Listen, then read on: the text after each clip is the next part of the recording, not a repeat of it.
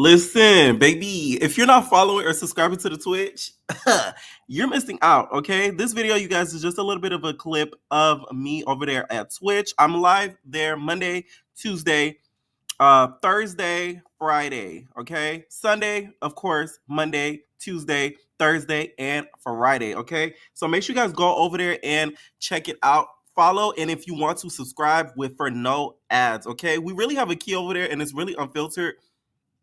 Child, at this point, I might, leave over there that YouTube and go over there and Twitch, become kites to that. They shade. It's a little bit more fun, and we have a little bit more liberty. I'm playing, y'all. I ain't finna quit YouTube. Let me know what y'all think, y'all, about this whole Britney Eady situation, and we out, babies. All right, so you guys remember yesterday I did do a video about the whole Ming Lee situation. I told you guys that Ming Lee was the one that's being alleged. See, I told you I don't tell no lies. That, she was the one that allegedly gave Kenya the pictures of Brit. Now, she went on Instagram and responded to all these allegations and said, internet didn't tell Kenya anything because where is it all over the internet? Ming told me herself in a drunken night at an event in Miami for a whole hour. Child, everything always happened in Miami. She has saved explicit images of me in her phone. Saved it for a rainy day. Very weird to admit to. She ain't innocent either. Can't help we dated the same people. And then she also said, I wasn't drunk. And this is what Ming Lee responded and said, I wasn't drunk. And I said what I said verbatim was, if I had given those pictures or videos to Kenya, it wouldn't have been the ones I have in my phone of you at that party. And you know exactly what I'm talking about. Those are not on the internet, nor have I ever shared or shown them to anyone.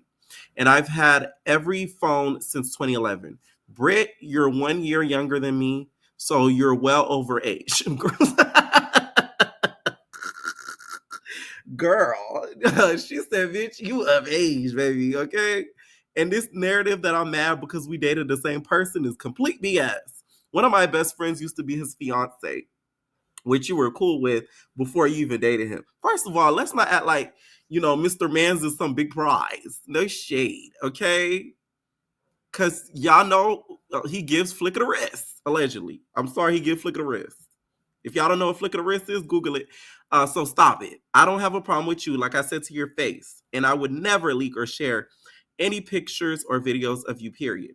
You had a pass. So what? Just tell everybody you're a 304. Got deleted and you're married now. That's what I'm saying. Like Drea. FYI, and that image from that video is still on the internet as we speak. Like I said, the internet tell your business, not me. Now leave me alone. I'm finna be on Basketball Wives. She didn't say that, but that's what she wanted to say. That's what I'm saying. Like, my whole thing is, Brit needs to wake up and realize these pictures are accessible on the dark internet. On the dark web, if you Google some stuff, it will pop up of a celebrity if they have, done some explicit things in the past. It's not hard to find, I'm telling you. So I just do not think anybody gave Kenya this information that was a part of the cast or around the cast. I feel as if it was given to her by a PI, private investigator, or she did her own research. Let's not act like Kenya's not a freaking educated, smart-ass, conniving-ass bitch. You feel me? I'm just saying. Let me know what y'all think down below about this. Also, stay tuned, like I said, to my clip of me reacting to Brit Eady's interview with the Housewives Nightcap, I believe it's called. And let me know what y'all think down below. The interview, it's so funny. Like, Brit has really fell into this whole, Kenya, made a victim out of me role, which she did. Don't get me wrong, but she's really leaning into it. Okay, she sat down with this interviewer, and she wants Kenya to come to her and humble herself. She says. Before this went down. So what was your reaction when you found out what happened? I couldn't believe it because I came in there wanting to be apologetic and give her flowers. And I gave her a nice card where I wanted her to read it. And I left. And just to know that everybody started screaming, and I heard the commotion of everybody running out of the door. And I'm like, what's happening? What's happening? I wonder what would have happened had Kenya show the poster board when she was there. I think her and Kenya would have fist fought.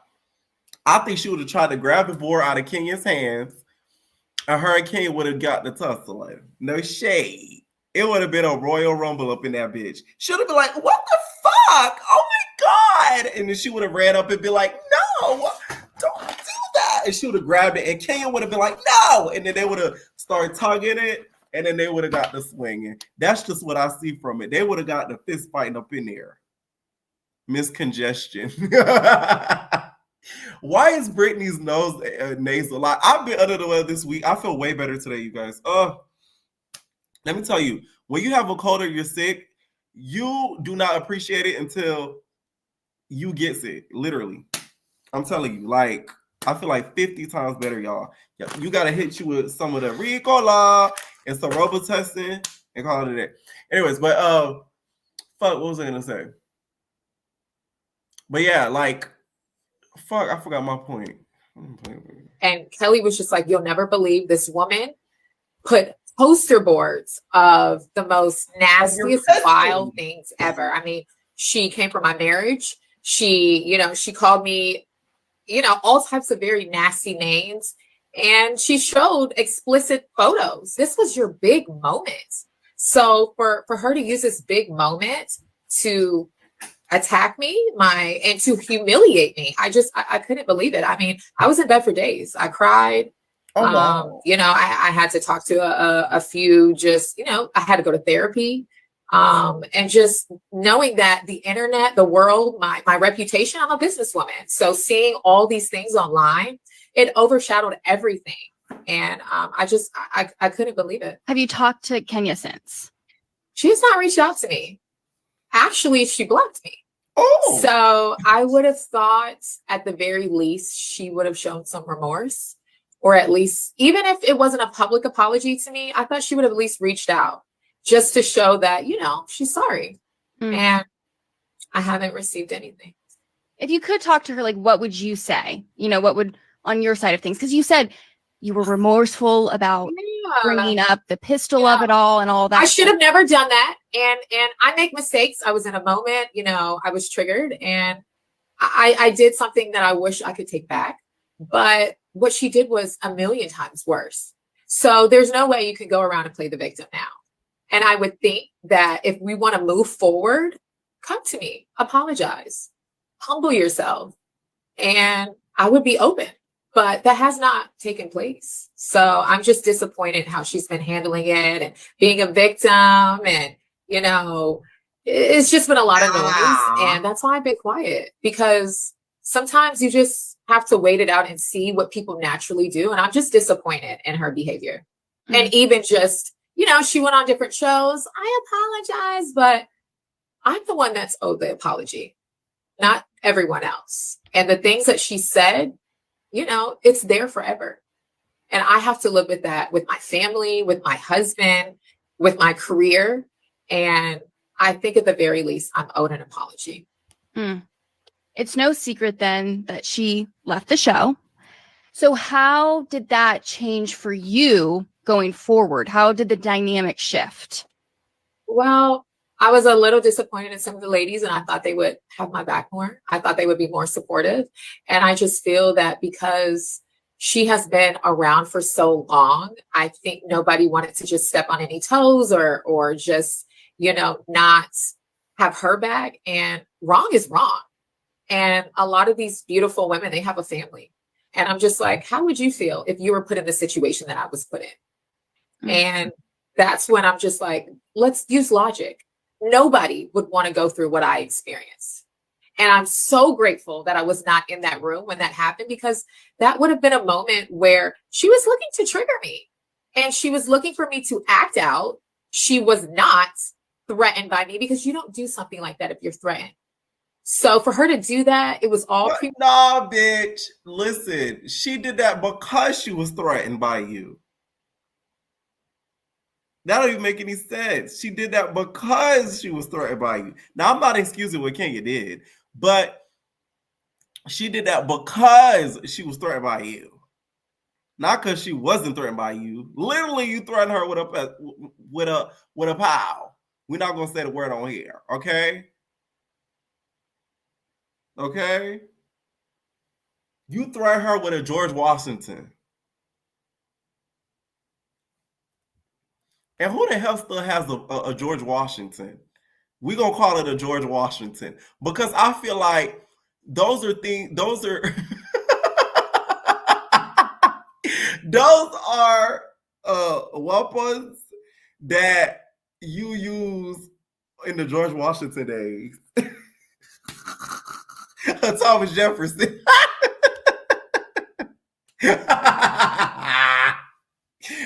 Let come up with more old presidents. We need more old presidents. Bill Clinton. What you got a Bill Clinton in there for? What you got to talk? John Kennedy, Abe Lincoln, John Adams, Reagan, bitch. You got a Reagan in your purse. We're gonna say that now, bitch. You got a Lincoln in your purse. You got a Roosevelt up in there.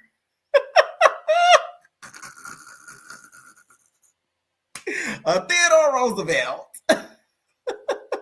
a Jackson Van Buren. Pass the Lincoln, bitch. Let me stop. It's not funny, you guys, but like, wow. When she said it, it did make me laugh because, not laugh, but it did make me like, what the hell? Like, who still has that? Like, get you a Glockiana. Like, it was saying, like, that's kind of crazy. You got a Richard Nixon. Okay, let me stop. We play too much on here. She meditated. She had no, she was never interested in making things right. She wanted to embarrass me. She wanted to humiliate me. And this was her big moment. So why would you do this at your big moment for someone that you're threatened by? Why?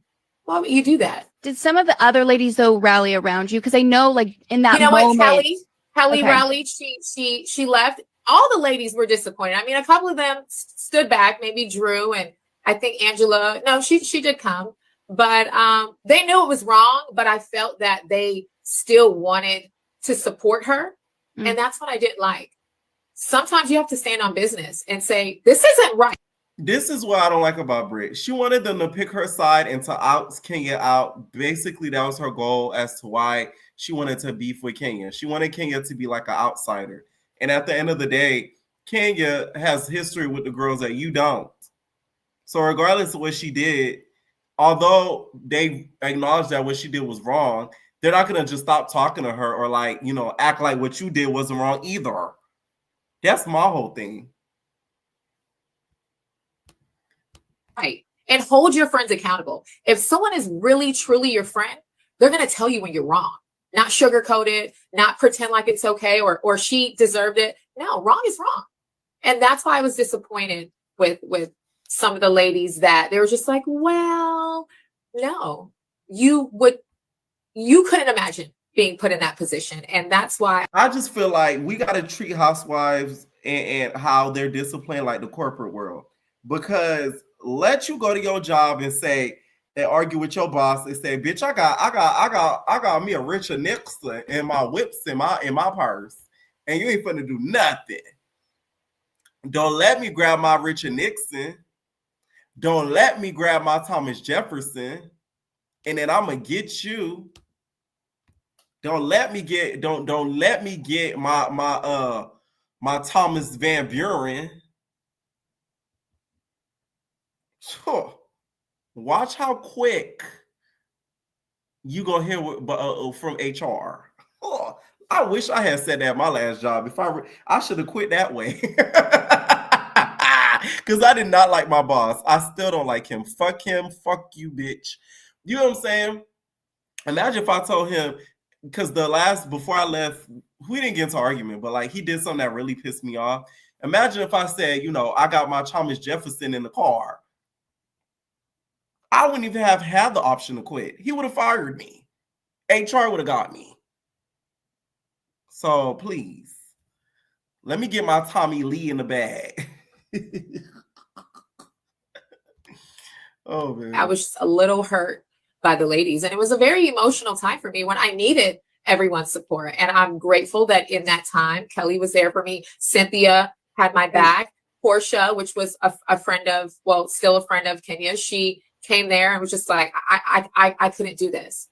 And, you know, it's an unfortunate situation. And I'm so glad that I wasn't there because she wanted to potentially take this opportunity from me.